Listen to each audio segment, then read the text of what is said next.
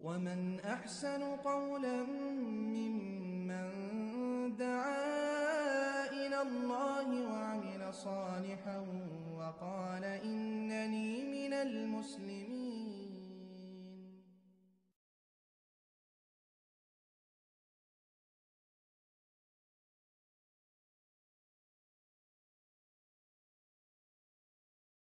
আসসালামু আলাইকুম রহমতুল্লাহ ওবরাকাতুহ। ইব্রাহিম আলাইহিস সালাম তিনি মুসলিম জাতির পিতা কে পিতা নন, এই বিষয়টি বহুল আলোচিত এবং আমার নিকটে বিভিন্ন গ্রুপে প্রশ্ন করা হয়েছে।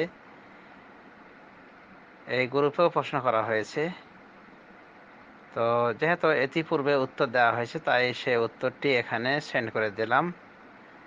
তবে এখানে একটি কথা না বললে নয়, সেটি হলো যে আলোচনায় একটা বিষয় বলা যায় যে ভুল কর্মে বলা হয়েছে, সেটা হলো পূর্বে বলেছি ইসহাক, তার অপর নাম হলো ইসরাইল। এটা সঠিক নয়, ভুল কর্মে বলা হয়েছে। সঠিক তথ্য হলো যে ইয়াকুব আলাইহিস সালাম, যিনি ইসহাকের পুত্র, এই ইয়াকুব আলাইহিস সালামের আরেকটি নাম হলো ইসরাইল। সেই হিসেবে তার বংশধরকে বনু ইসরাইল বলা হয়ে থাকে। তো বনু ইসরাইল গণ ইব্রাহিম আলাইহিস সালামের বংশধর যারা অনারব, আর বনু ইসমাইল তারাও হলেন ইব্রাহিম আলাইহিস সালামের বংশধর যারা হলেন আরব।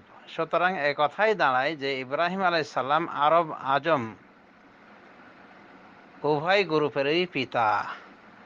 আর বিশেষ করে ধর্মীয় পিতা কেন বলা হয় বিষয়টি বিস্তারিত বলা হয়েছে, আশা করি পুনরাবৃত্তি নিষ্প্রয়োজন। আর আমাদের বাঙালি জাতির পিতা কে সে বিষয়ে তো আপনারা জানেনই যে কারা কি বলেন। তো আমরা বলতে পারি এটা গোষ্ঠীগত জাতির পিতা, অর্থাৎ শেখ মুজিব, ওনাকে জাতির পিতা বলা হয়ে থাকে আওয়ামী লীগদের পক্ষ থেকে। কিন্তু এটাকে গ্রহণ করেননি অনেকেই, যেমন জামাত ইসলাম গ্রহণ করেননি, বিএনপি গ্রহণ করেননি, আলেম ওলামাগণ অনেকেই তারা গ্রহণ করেননি। তো শেখ মুজিব বাঙালি জাতির পিতা কিনা বিষয়টিতে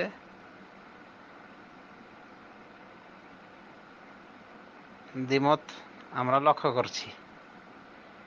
এর কারণ হলো যে বাঙালি আগেও ছিল, শেখ মুজিব সাহেবের আগেও ছিল বাঙালি, শেখ মুজিব সাহেব থাকার পরও ছিল এবং অদূর ভবিষ্যতেও থাকবে। তো সেই হিসাবে ওনাকে যারা জাতির পিতা বলার চেষ্টা করছেন বা বলতেছেন, এটা নির্দিষ্ট একটা দল তারা বলছেন। এটা বলতে পারেন, তাদের ব্যক্তির স্বাধীনতা রয়েছে। কোনোভাবে যারা এটাকে প্রত্যাখ্যান করে তাদেরও যুক্তি রয়েছে। তো যা হোক, এটা আমাদের নিকটে গুরুত্বপূর্ণ বিষয় নাই।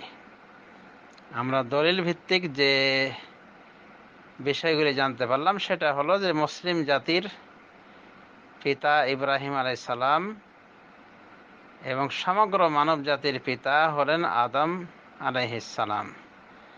আর প্রত্যেকের নিজের জন্মদাতা পিতা তো রয়েছেনই। আর শেখুল ইসলাম ইবনে তাইমিয়ার পরিভাষায় আমরা জানতে পারি তার ফতোয়া থেকে যে ওস্তাদগণ, মুআল্লিমগণ এক প্রকার রুহানি পিতা ছাত্রদের জন্যে।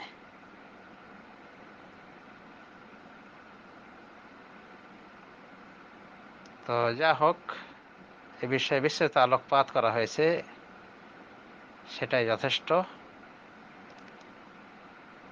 পরিশেষে বলবো যে দলিল সম্মতভাবে আমরা বলতে পারি ইব্রাহিম আলাইহিস সালাম তিনি ধর্মীয় পিতা, অর্থাৎ সমগ্র মুসলিম জাতির পিতা, আরব অনারব সকলের। আর আদম আলাইহিস সালাম সমস্ত মানব জাতির পিতা। আর নিজের পিতামহ তো রয়েছেন, কোনোভাবে দাদাকেও পিতা বলা হয়েছে। আনামনা আব্দুল মুত্তালিব, রাসূলুল্লাহ সাল্লাল্লাহু আলাইহি ওয়াসাল্লাম বলেছেন, বুখারী শরীফ হাদিস, তিনি বলেছেন আমি আব্দুল মুত্তালিবের পুত্র। অবশ্য এটা জানা কথা যে তিনি আব্দুল মুত্তালিবের পুত্র নন, বরং আব্দুল্লাহর পুত্র। আর আব্দুল মুত্তালিব তার দাদা হলেন। সুতরাং দাদাও এক প্রকার পিতা, নানাও এক প্রকার পিতা। বুখারী শরীফ হাদিসে রয়েছে, ইন্না ইবনি হাদা সাইয়্যিদুন, হাসান রাদিয়াল্লাহু আনহুকে লক্ষ্য করে বলেছিলেন রাসূলুল্লাহ সাল্লাল্লাহু আলাইহি ওয়াসাল্লাম যে নিশ্চয় আমার এই সন্তানটি হলো নেতা। ওয়া সায়ুসলিহুল্লাহু বিহি বাইনা ফিয়াতাইনি আযীমাতাইনি মিনাল মুসলিমিন, আর অচিরেই আল্লাহ রাব্বুল আলামিন তার মাধ্যমে মুসলিমদের দুটি বৃহত্তর দলের মাঝে সমাধান করবেন, সংস্কার আনবেন, মানে মীমাংসা করে দেবেন। তাহলে দেখা যাচ্ছে এখানে নাতিকে ছেলে বলা হয়েছে, মানে নাতির জন্য তার নানাটাও এক প্রকার পিতা। তার মানে দাদা এক প্রকার পিতা নাতিদের জন্য, ছেলের ঘরের নাতি হোক, মেয়ের ঘরের নাতি হোক। তো এই হলো পিতাদের পরিচয়।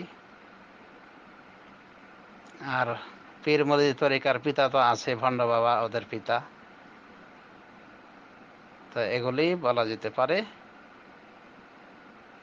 বিধর্মীদের অনুসরণে এভাবে পিতা পিতা বলা হয়ে থাকে এই পীর মুরিদ সিলসিলার লোকগুলিকে। এটা বলা যেতে পারে যে খ্রিস্টানদের অনুসরণও হতে পারে, কারণ খ্রিস্টানরা কি বলে, ফাদার ফাদার বলে থাকে তাদের পপ পাদ্রীদেরকে। তো সেখান থেকেই এই নিয়মটা সম্ভবত নেওয়া হয়েছে যে পীর মুরিদ তরিকার মুরব্বীদেরকে কি বলা হচ্ছে, পিতা বলা হচ্ছে, বাবা বলা হচ্ছে। খাজা বাবা এই গ্রুপেও প্রশ্ন করা হয়েছে। তো যেহেতু ইতিপূর্বে উত্তর দেওয়া হয়েছে, তাই সে উত্তরটি এখানে সেন্ড করে দিলাম। তবে এখানে একটি কথা না বললে নয়, সেটি হলো যে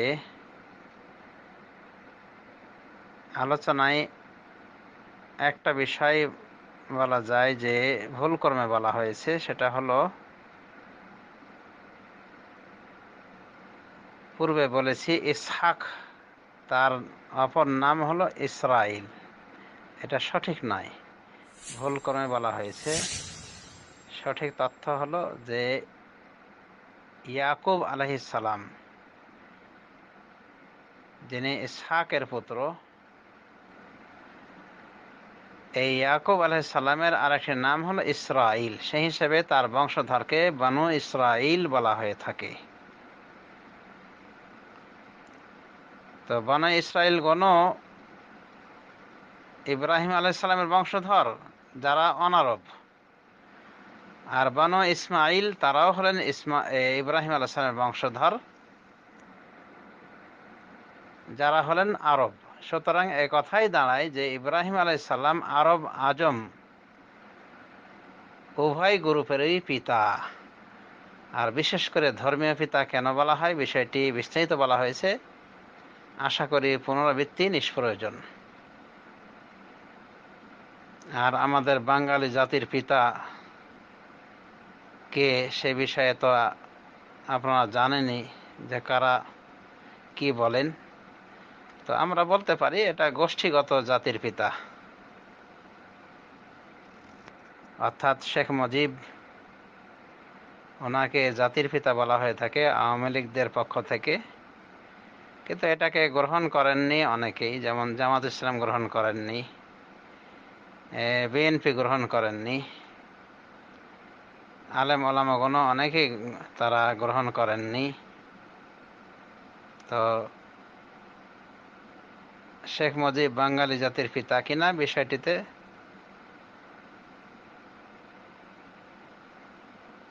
দ্বিমত আমরা লক্ষ্য করছি। এর কারণ হলো যে বাঙালি আগেও ছিল, শেখ মুজিব সাহেবের আগেও ছিল বাঙালি, শেখ মুজিব সাহেব থাকার পরও ছিল, এবং অদূর ভবিষ্যতেও থাকবে।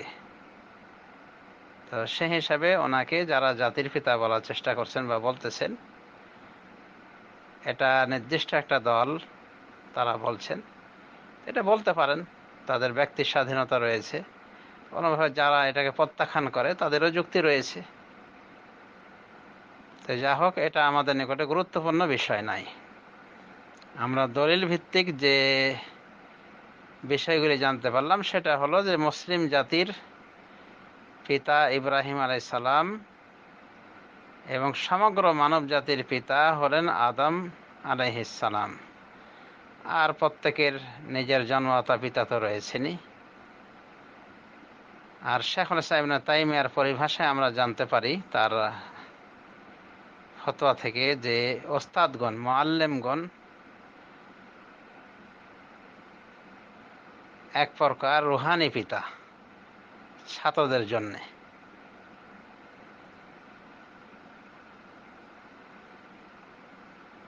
তো যা হোক, এ বিষয়ে বিস্তারিত আলোকপাত করা হয়েছে, সেটাই যথেষ্ট।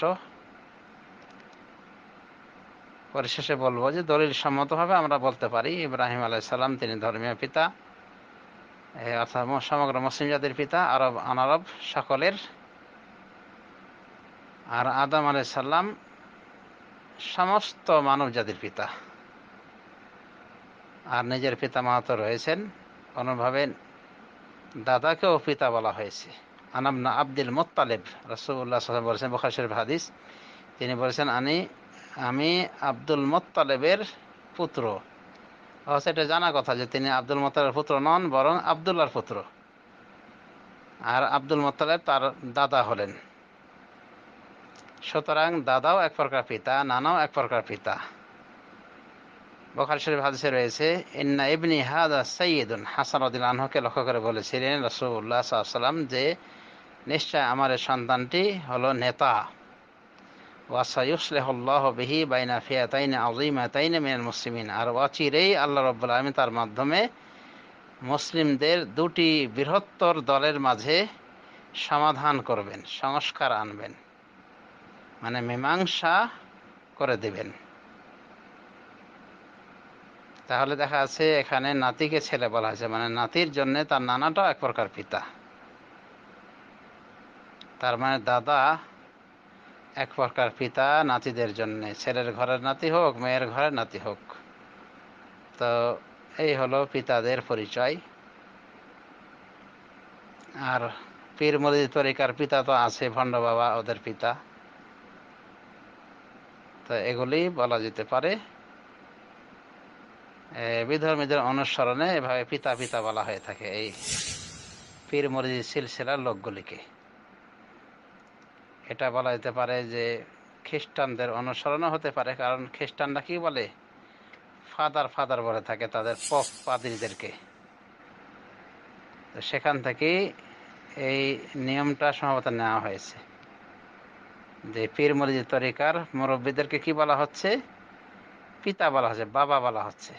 খাজা বাবা, গাঁজা বাবা, হাবি ঝাবি বাবা বলা হয় না। তো যা হোক, এই জাতীয় বাবার কোনো দলিল নাই।